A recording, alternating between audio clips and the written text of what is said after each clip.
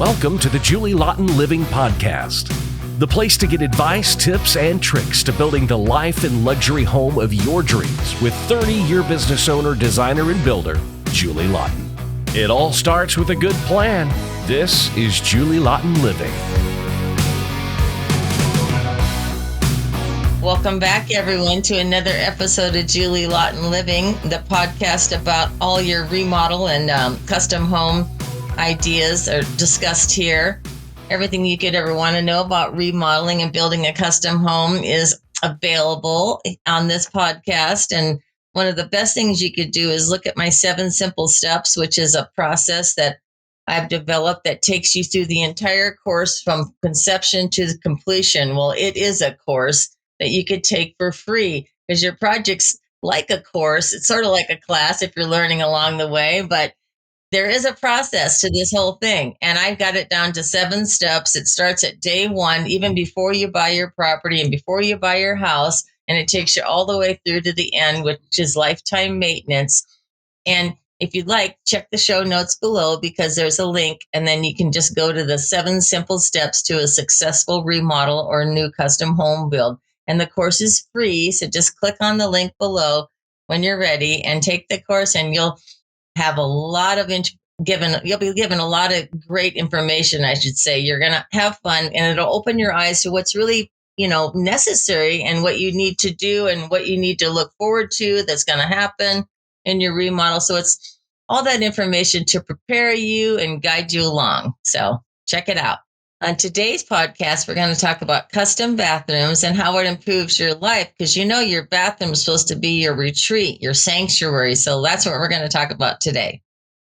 It's funny because you'd think the kitchen is the number one call. So let's say the kitchen is the number one call, but the 50% of the rest of the calls are the bathroom, because those 2 rooms are probably the most complicated, the most intimate, and the most, the ones where you spend the most time. I mean, sleeping, of course, but you're not doing anything in your bedroom. But your kitchen and your bathroom have to function for you. They have to be personalized. And your bathroom, especially, when I get a call about someone that wants to redo their bathroom, of course, it doesn't function anymore and it's not comfortable and the lighting's not right. But when we go through the process of designing someone's bathroom, the first thing I say to them is think of your favorite spa, your favorite hotel. Where'd you go on vacation? What was the bathroom like? Because the bathroom is your spa, your retreat, the place you wind down at the end of the day.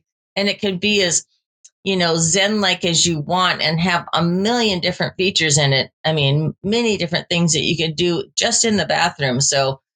Or extensions of the bathroom. So I could go on, but the bathroom can have an infrared sauna. It can have a plunge tub. It can have your jacuzzi. Just think, it's endless, just like a spa. So yeah, the bathroom is probably the second most called item I get. Do you like baths or do you like showers? Because everybody has a different way. Like for example, I don't like to bathe.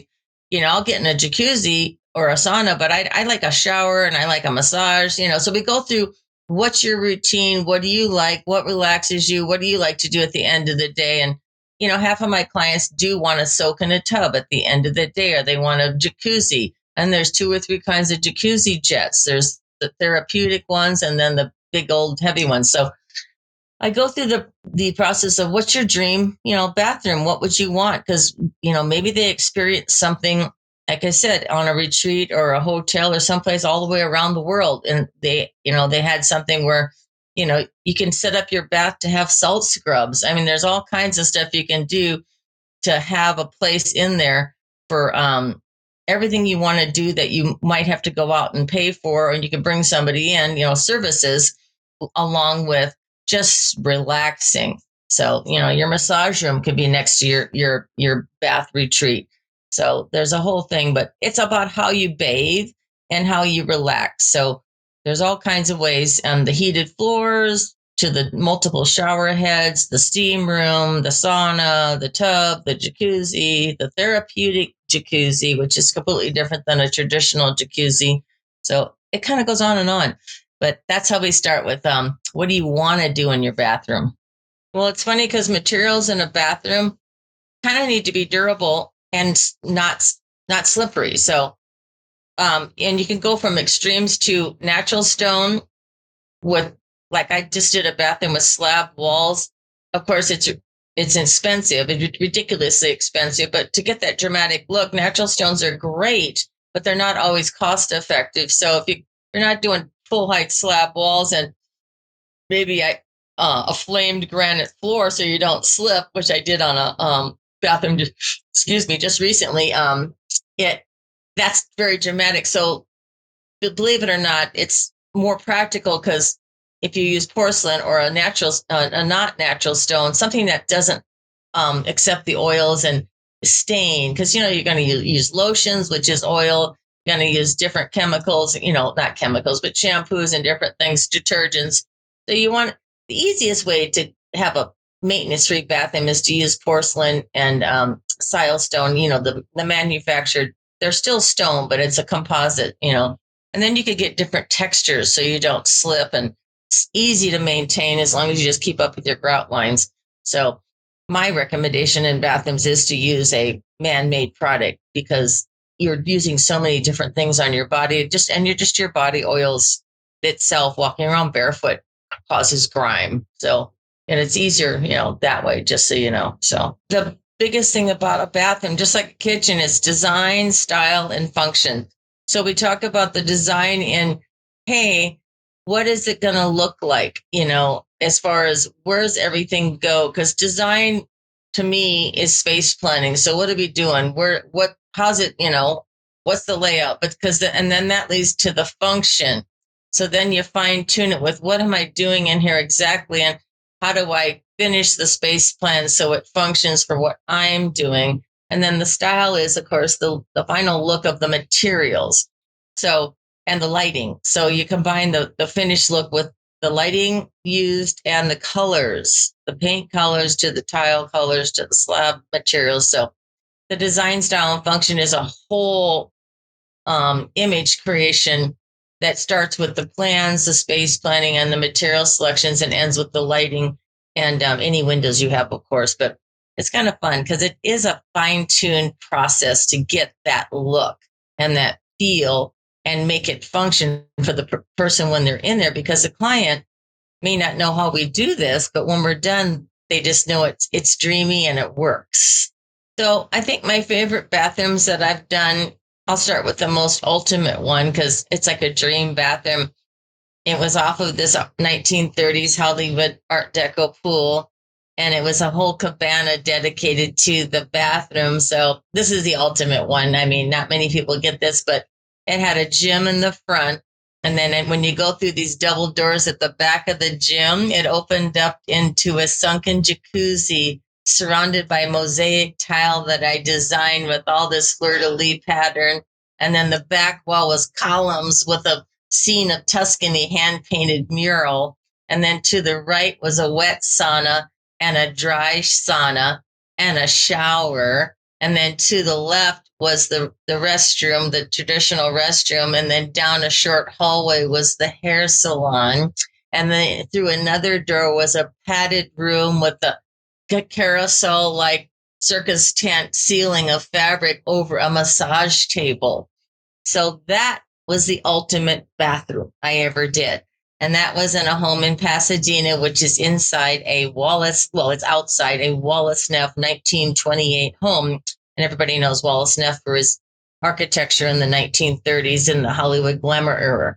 So that was the ultimate bathroom. But my other bathroom that I thought was fun and was like one of those Zen spas where all the walls and all the floors and everything was covered in porcelain tile that looked like limestone, because I like it because it was practical. And then the tub was freestanding. The shower was open to the tub. It was a total wet room. You could go in there and bathe or jacuzzi or do the massage heads all up the wall. But there was no glass, nothing. Just a total wet room, totally maintenance free with a pebble floor so you couldn't slip. And that was the most fun, practical one. And then my latest one I just did, which is over the top dreamy, was, I guess they're $10,000 slabs on every wall, 10 feet high. And there's probably 15 slabs in this room. So it was ridiculous. Taj Mahal and a flame granite floor so the guy couldn't slip. Again, it was a wet room, but it was black marble with white, dramatic white veins, the opposite of a Calcutta, which is white with black veins. So it was just dreamy, dramatic. Oh, and the picture window at the end of the room is a view of Main Beach, Laguna Beach, white water. So every morning you shower to this view with the main beach of Laguna and Catalina in the distance. I mean, what could be better? And it's all dark and yummy. So no matter what time of the day, you're kind of forced to be relaxed in the shower, and all the fixtures are black and the cabinets are black. So that's my ultimate modern organic. So there's my 3 favorites. So in closing on the bathrooms, no matter how big your bathroom is or how small, and no matter what your budget is, you can accomplish your look, because it's all about organizing the space and then picking the materials that fit in your budget and the colors that match how you want it to feel. So it has to function and feel right for you. And the budget can be at any range, but you can still accomplish the same thing, no matter what your budget is, because it's all about the final materials you pick. So that's my tip for customizing your bathroom: is make it your dream room, your dreamy, relaxing retreat. It's got to be a retreat. Don't forget to check out my 7 simple steps about all your remodeling needs and new custom home needs at julielaughtonliving.com, and the link will be in the show notes below. And then I hope to see you on the next episode of Julie Laughton Living Podcast. Thank you for joining us for this episode of Julie Laughton Living. For more information or to connect with Julie one-on-one, visit julielaughtonliving.com. And don't forget, it all starts with a good plan.